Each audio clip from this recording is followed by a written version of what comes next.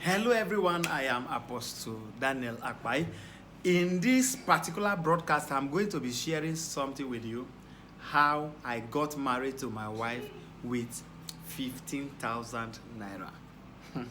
It's crazy how I got married to my wife with 15,000 naira. Yes, so after, I don't know if you have watched my previous video already. I made a video on how I met my wife. I don't know if you have seen that. So after seeing the people, we went for introduction. We did the introduction and fixed our wedding, and it was meant to hold in 3 months time then. So I had no money. There was no single money as at when we fixed the wedding.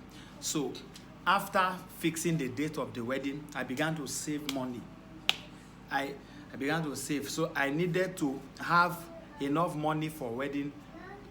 I needed to have enough money for wedding within that short period, 3 months, because I wanted to just get married to this beautiful lady. All right, so I saved money. For 2 months, I was able to save 15,000 naira. That was in 2011. No, that was in 2012. Yes, that was in 2012. I was able to save. Yes, I was able to save 15,000. Yes, I'm trying to recall. So I saved 15,000 naira for 2 months. You know how that was? It was so bad because I was just eating garri up and down. Then once we're having a church project, so one day as I was preaching, the Lord said, "Son, give me your 15,000 naira." As a voice of devil, I bind the Holy Ghost fire. I rebuke you. Rababa. I began to bind the voice of the devil, saying that it was the devil that was speaking to me to give my wedding money. The money I saved for 2 months. If I give, where will I save another one? And the wedding was remaining 1 month already. And the Lord said, "It is me. Give it to me, and I'll provide the money for a wedding." I told my wife to be then, my wife now. I said, "This is what the Lord said." She said, "Obey. When it comes to God, my wife will never come in between you and God." So I quickly withdrew the money. We used it to buy something for the church at that time. So it was 1 month to the wedding already. There was no money. But before that time, how did I buy my wedding clothes? I know that is the question some of you are asking now. How did we buy? So when they brought us the wedding list, thank God for my wife. She made it easier for me. So when they brought us the wedding list, they wrote Hollandis there. I think, is it 3 or 2 Hollandis? You know, these are in our side, you must buy Hollandis. They wrote Hollandis, throw some clothes like that. So I didn't have money. So what I did, they wrote the name of shoes, the list of shoes and all of that. So what I did was that anytime I had 1.5, she was a student of Kogi State University, I was a student of Kogi State University, we were both in 200 level. So anytime I had 1.5, we will go to the market, we'll buy shoe of 1.5. Yeah! Anytime we have 1,800, then 1.8 could buy high target clothes for women, wrapper. So I'll just take it, we'll just go to the market, we'll buy one high target. So the list they gave to us, God now arrested my in-laws. They gave to my wife to go and type the list, the wedding list, clothes, all of that.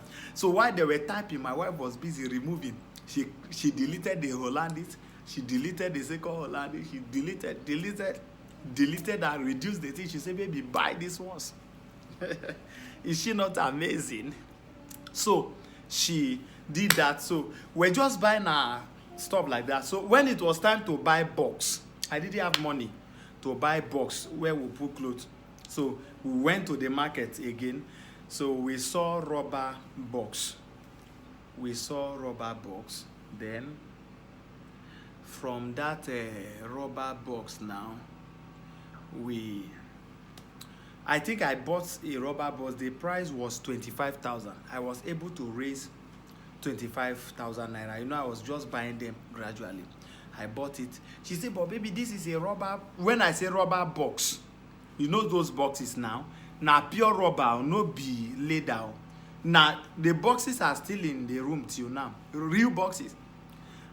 I mean rubber. When I say rubber boxes, like this bowl you use in fetching water is made of rubber like that. So we reserve them somewhere. I want to be using it to tell stories. So we now bought that one. We kept buying gradually like that. Then we bought them. Then I didn't have enough money to buy enough clothes. So what she now helped me do, and my mother-in-law, that woman is nice. They now put clothes, major clothes, I mean old clothes, her old clothes under the bag, the boxes I bought. They now put those new clothes on it. So anybody that come, if they see, sister, you want to marry, help the guy, oh. Because after you buy those clothes, you need to eat when you get into marriage. So she helped me like that. We were able to cover that side. So 1 month to our wedding, there was no money. My mother-in-law called me and said, Pastor Dan, I don't want shame, shift the date. And me, I don't want shift the date because I want to eat pomo. I just wanted to get married and begin to have that thing now, you know. So my mind don't calculate, say, guy, now 1 month he remained to the latch. So I was so excited. So I said, Mommy, it shall come to pass. So the word of God became a consolation. I said, Mommy, it shall come to pass. I don't know how it's going to happen, but I believe it. She said, Pastor, I understand your faith, but I don't want shame. 3 weeks to our wedding, doors open, bam. People began to send money from here and there. Then 2 weeks to the wedding, because I did my traditional wedding in Niger State, I did my white wedding in Kogi State. So I queued. At the end of the day, let me just what happened. There was a man I was praying for. The man, a very rich man. The man said, okay, I will take care of your wedding cow. Another guy I have been a blessing to said, I will take care of your cow. So I didn't say someone has given me cow. So the other one gave me cow. I killed it in Mina. The people ate, we had enough. Then when we came to about 1 week later, because we did the the traditional like this Saturday, then we did the white wedding the following Saturday. So during the traditional, I've exhausted all the money because people started sending me money. You have been a blessing to me. This is my support. So at the end of, we came in on Friday. I exhausted all the money on me because I didn't have money. I didn't have enough money. So there was no single money left on me, and it was a Friday. I can never forget. The traditional was meant to hold on Saturday. There was no money. My wife met me, even my mother-in-law, Pastor Dan, what next? My wife came and said, baby, I don't understand. We will need to settle this. I said, I don't know. I don't have money again. People are here. People travel from everywhere. I brought some people from Kogi State. I have learned one thing, and this will help you.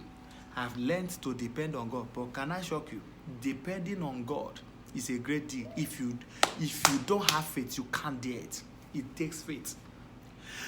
Someone who is going to do traditional wedding tomorrow has no kobo on him. In another state, nobody to come. My father is late. My mother is not rich. Uncles, nobody. Nobody contributed. It was around 4 o'clock in the evening. Banks were going to close. I told my wife, relax. I don't know how, but God will provide. I don't know.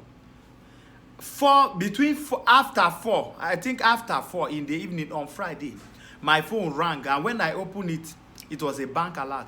Someone sent me 40,000 naira without telling me. I screamed. I called my other brother, Nelson Akpai. I said, let's go to the bank. We ran to the bank. We drew the money. Thank God it was new 1,000 naira note. We drew the money. When we came back, I didn't tell my wife somebody gave me money again. I didn't even tell my mother-in-law. You know that kind of package now? because I didn't want other this thing they'll be coming so my money will finish. No, I now use my HQ. I didn't tell my wife that until 1 or 2 years later that I was gisting about the testimony. So I withdrew the money. When I came, my wife said they need this, I provide. My mother said they need it, I provide. So the money took me. On that traditional wedding day, I exhausted the money. There was nothing left. And we needed to travel back from Niger State to Kogi State. All right? All of us, because I needed to go and begin to prepare for white wedding since we just did the tradition in Niger State. So there was no money left after that. No money anywhere. My wife just came in. Welcome, darling. So there was no money left anywhere. So that was Saturday. I were to return on Sunday. I already exhausted all the money on me during the traditional wedding. So on that, after that, that traditional wedding, somebody met me and said, Pastor, I want you to go and pray for a family friend somewhere. I said, family friend? I said, oh, no problem. I never expected anything. I went, I prayed for the man in Niger State. As I was going, the man brought 50,000 naira, 500 naira note. He said, man of God, this is my support. I said, hey, I have never met that man before in my, since that time till now, I've never seen the man. Somebody took me to pray for him. The man gave me 50,000. Hey, I was bouncing, jubilating.